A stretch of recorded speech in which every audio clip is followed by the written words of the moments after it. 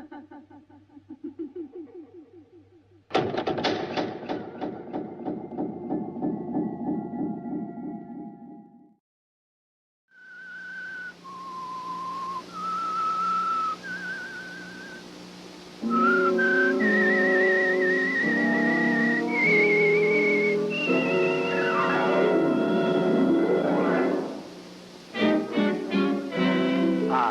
am the Whistler, and I know many things, for I walk by night. I know many strange tales hidden in the hearts of men and women who have stepped into the shadows. Yes, I know the nameless terrors of which they dare not speak.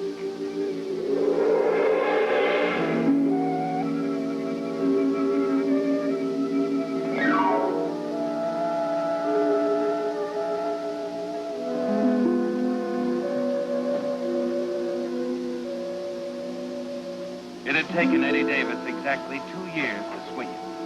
And 2 years was very good time, even for a smart lawyer and financial advisor like Eddie. They all thought he was crazy when he left a promising job with the established firm of Garden, Walker, and Reed, with the idea of setting up his own practice with just one client in mind. Jackson, I appreciate you seeing me like this. I've looked forward to it for a long time. Sit down, Mr. Davis. Thank you, sir. You say you were with Garden, Walker, and Reed? You've heard of them?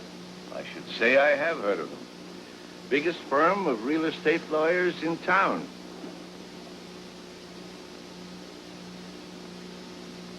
Why did you leave? Well, frankly, Mr. Jackson, I've always wanted to have an office of my own, and I heard that you needed someone to tend to your affairs. Is that the only reason? Phone them if you wish. I will. So you heard about the opening? You've probably also heard about my dismissing Mr. Robbins. Yes, sir. For a very good reason, Mr. Davis.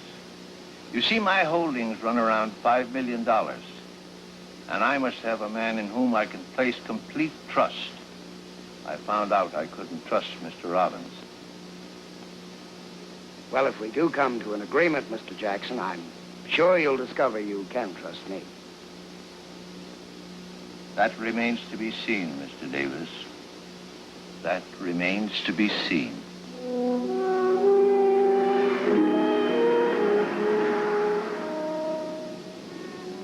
Yes, you went to work for Peter Jackson. And in the months that follow, you study Peter Jackson until you know him like you know the contents of the civil code books in your office. You must learn what pleases him, his hobbies, the things that make him laugh. But above all, you've got to know how to handle his affairs. And soon, the desired results from your plan. Well, there she is, boss, and she's all yours. That's wonderful, Eddie. Wonderful. Oh, there's nothing to it. You mean to say old Hamilton didn't know that the hotel chain wanted that property of his? Well, if he did, do you think he'd let it go for $40,000? Oh, well, believe it or not, it isn't the money this time. For the first time in my life, I got the jump on Hamilton. You're doing a great job, boy. A great job. Thanks, boss. Thanks.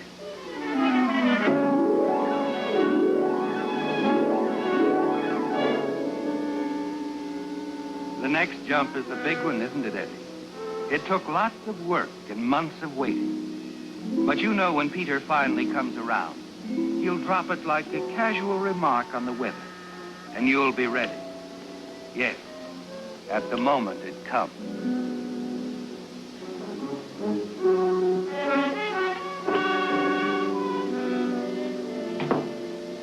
Yes, Pete? Eddie, I want you to check on that lease renewal on the 48th Street piece. Comes up on the 12th. Right. And while you're downtown, drop in the bank and pick up my will you? Sure. I just want to have a look at it. Okay, I'll pick it up this afternoon. You're not going to ask me why? Well, frankly, Pete, I think it's your business. I'm glad you look at it that way. You know, Eddie, I've been doing a lot of thinking for the last few months. A man becomes a little philosophical when he passes the 65-year mark. Something suddenly seems awfully silly to me. Silly? What do you mean? Slaving and working to make another million, working for someone 3,000 miles away that I've never even seen. The beneficiary, a distant relative, Marvin Shelby, lives out in Vancouver, British Columbia. Doesn't it seem rather strange to give your life's work for someone that you don't even know? Well, frankly, Pete, I don't think that's for me to say. I admire you an awful lot, and I like you, Eddie. Thanks, Buzz. I found something in you that I've never found before. Something that I never could buy. What's that? Friendship. Now, you bring me the will. I'm making you my beneficiary. Pete, what are you saying? Not another word. Just bring me the will. I'll take care of the rest. Oh, now, look, Pete, you don't... It's an order. Well, okay, you're the boss. And that was it, Eddie. A year almost to the day. And there's a new will simply because no one else in town was smart enough to see that old Peter Jackson was a pushover for the right boy. It's legal now. And Peter has written a personal letter to notify the former legatee in Vancouver, because that's the way he does business. There's nothing between you and that $5 million, Eddie, but time. And then, on a bright afternoon in mid-April, Peter Jackson brings the biggest surprise of all. All right, Pete, I give up. What is it this time? We buying a new brick heap? No. There's something more important than that. I got it. You put over a new deal on Hamilton. No. You'll never guess in a million years. Eddie, I'm getting married. Married? I told you you'd never guess. I've decided I've been a bachelor too long. It seems silly, doesn't it? Getting married for the first time at 66. But still, I've heard of others. Who is she? A young lady, a tenant of mine at the Riverside Drive apartment. Oh, young lady, huh? Well, just how young, Pete? 40? 45? Oh, I said young. Marcia is 24. 24? Oh, now, wait a minute, Pete. I know what you're going to say, but don't say it. I want you to meet Marcia first. What, no congratulations? I think your suggestion's a good one. Suppose I meet her first. I've made all arrangements.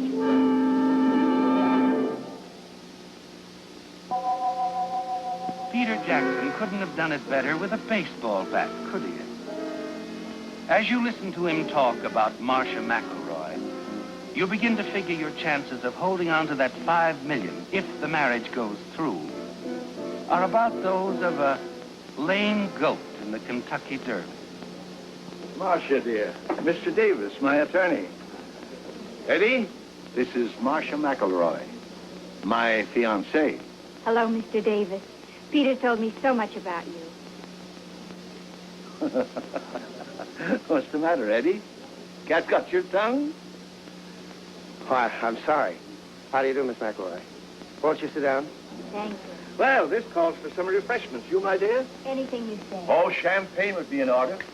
I'm sorry I kept you both waiting. Well, that's all right. Peter is proud of her, isn't he, Ed? She leaves the two of you alone a moment, almost as if she knew you were waiting for an opportunity to discuss her. Well, Eddie, how about congratulations now? She's very charming. Very, very beautiful. You approve? Do you mind if I speak frankly? You've got a right. You're my best friend. She's marrying you for your money. I knew that was coming. Oh, no, Pete. You're a very realistic guy. You don't really believe she's in love with you, do you? She hasn't asked me for a thing. It's smart to rush you. Where does she get your name on that marriage license? Oh, look, Pete. You're 66.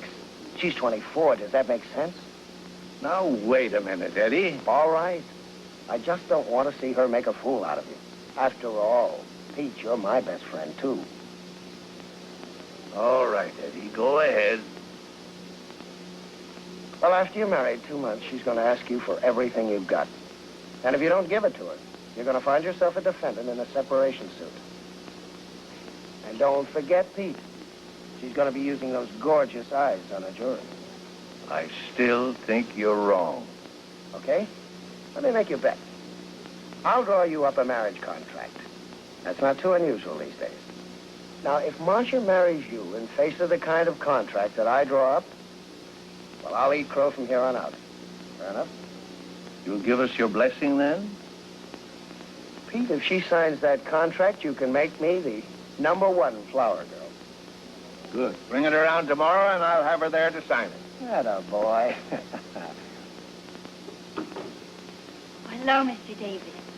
Peter's just been telling me you think I should sign some sort of agreement before we're married. Well, yes, as a matter of fact, I have it right here. Yeah, I always feel it's better to clarify these sort of things. Oh, stop hemming and hawing, Eddie. I've already told Marcia why you thought she should sign it, and she has no objection at all. Oh, Peter, you're embarrassing, Mr. Davis. Come on, let's see it. There you are. Ooh, it looks so legal. Yes, well, briefly, it provides the amount of money that you're to receive as an allowance while you're married. Oh, It also provides for any alimony or claim for support in the event of divorce or separation. and how much is it to be? Well, the allowance is $75 a week. But in the event of divorce or separation, nothing. Well, what do you think, Marcia? Well, I think the allowance is entirely too much. You better make it $50 a week. After all, Peter, with you to take care of me, what in the world would I do with $75 a week?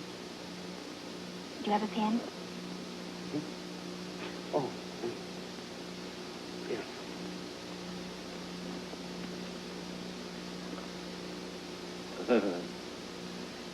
Eddie, what is a flower girl worth?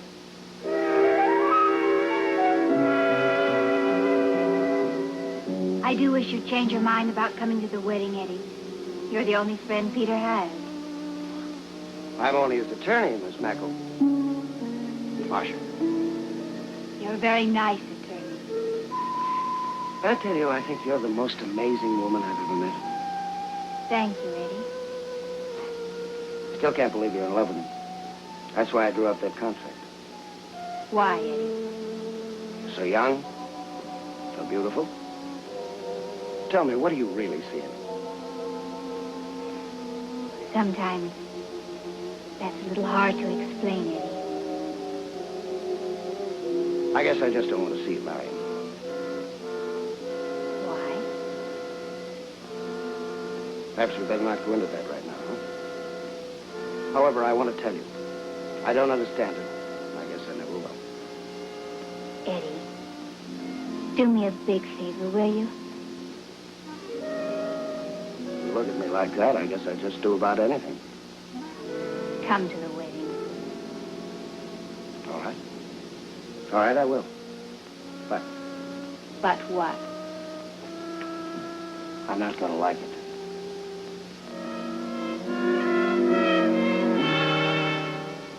It's 3 weeks after the wedding before you get another chance to see it.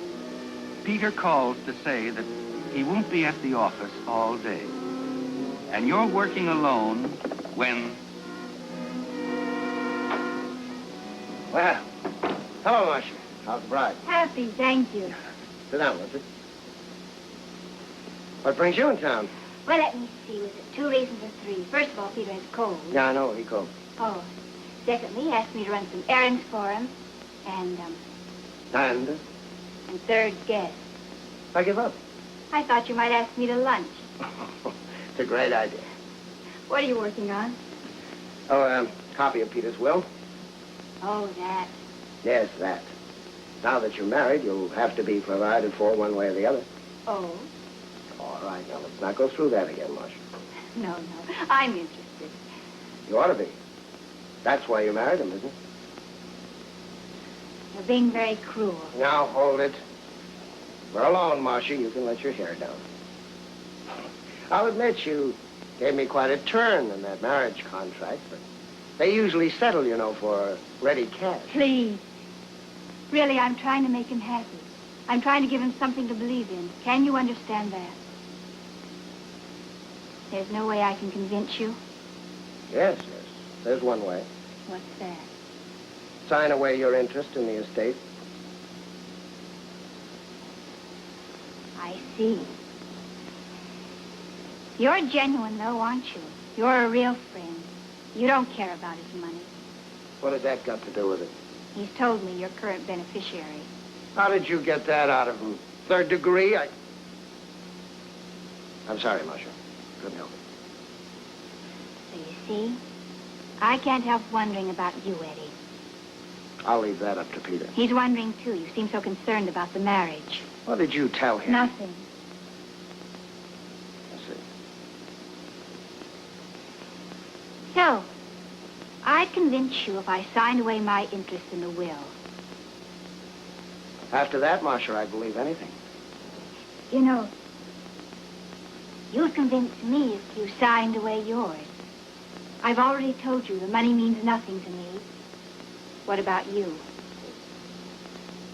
Peter's my best friend. Does that answer your question? There's only one way you can answer it, Eddie. We'll go to him together, and we'll tell him we want the will restored to its original state. Just as it was before he met either of us. Oh, you can't mean that. You'd give everything up for... Of course I would. Marcia, this doesn't make sense. You're young. Pete's 66. I told myself the will was the only answer. It's been terribly hard to convince. They don't come like you. Even in dreams. Marcia, I don't think I have to tell you this. Women have a way of knowing. But I think you... Please, Eddie. This isn't right. It's not fair. Yes, I know. I'm sorry. I guess I'm just not used to playing on the second string. But I want you to know, Marcia, after Pete's gone, I'll still be around. Waiting. I'll remember that. Well, should we go to see Peter about changing the will? Marcia, you're not only beautiful, but you're smart. So I refuse. He disinherits me anyhow. Because my motives are not pure. Okay. You win. Let's go.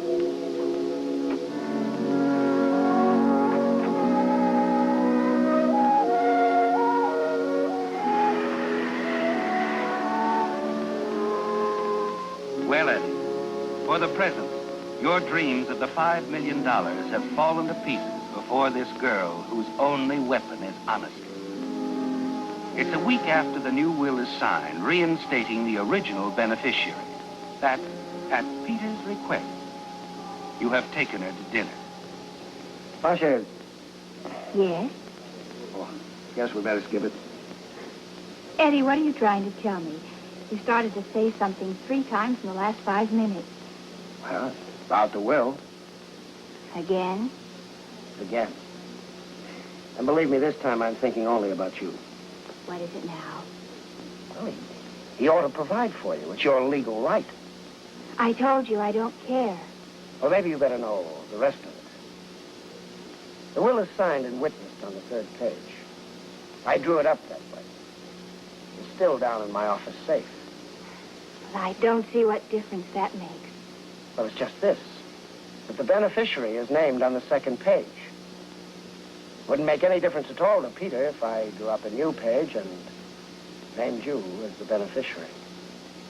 Eddie, that'd be forgery. I know it. But for you, I'd take the chance. Now, believe me, Peter doesn't give a rap for that guy in Vancouver. He told me so. I don't want you to touch it. Is that clear? You mean you might expose me if I did it? I don't know. Just promise me you won't change it. Well, maybe we better not talk about it now. It's for you, Mrs. Jackson. It's urgent, I believe. Hello? Oh, Mrs. Jackson. What's the matter? Peter, he's had a stroke. Peter. I'm afraid Mr. Jackson's gone.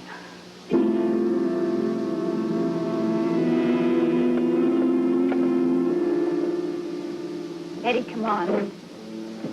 Get Mr. Jackson a taxi. Yes, I've got to get back to the office. We'll need you there. Now, don't argue with me. You go on ahead and talk to the doctor. I tell you, I got to get back to the office. It's page 2 of the will that's on your mind, isn't it? You know you'd never have a chance with your own name. But with Marcia, your plan might still pay off.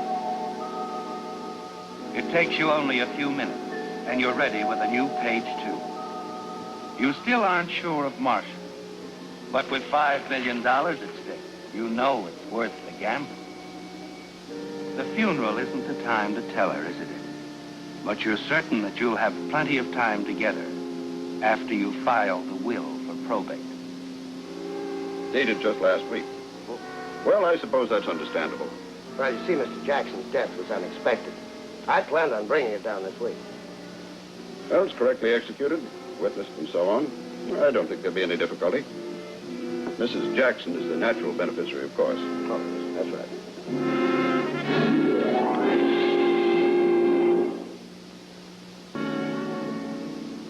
The future looks bright, doesn't it, Eddie? Yes. The dreams, the visions of you and Marcia and the late Peter Jackson's $5 million are about to become a reality. And a few days after the will has been properly filed, you can scarcely wait to hear Marcia's voice again. Hello, Anna. Mrs. Jackson there? Oh, Mr. Davis, didn't you know? She's gone away. She left right after the funeral. Where? She didn't say, sir. Did you get the note she left for you? It should be on your desk. I brought it down myself. Thank you, Anna. Goodbye.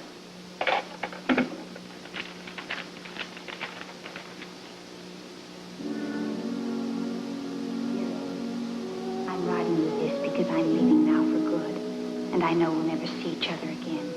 Thanks so much for your kind services. I appreciate everything you've done, more than I can say. It was strictly business, you know, so I want you to send me a bill. I shall always think of you as a very helpful friend.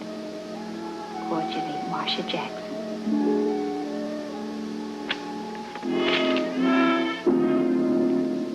Cordially, Marcia Jackson.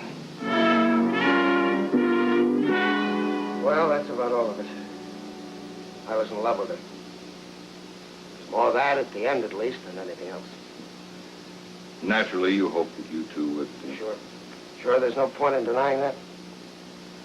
Now that it's all over, there are just a few points I wanted to set right. Oh, don't get me wrong. It's not because I'm honest. Just couldn't stand for her to make a sucker out of you, eh? She has absolutely no claim to that estate. Belongs to a distant relative, a guy named Marvin Shelby. He lives in Vancouver. I have the genuine pages of the will here. Good.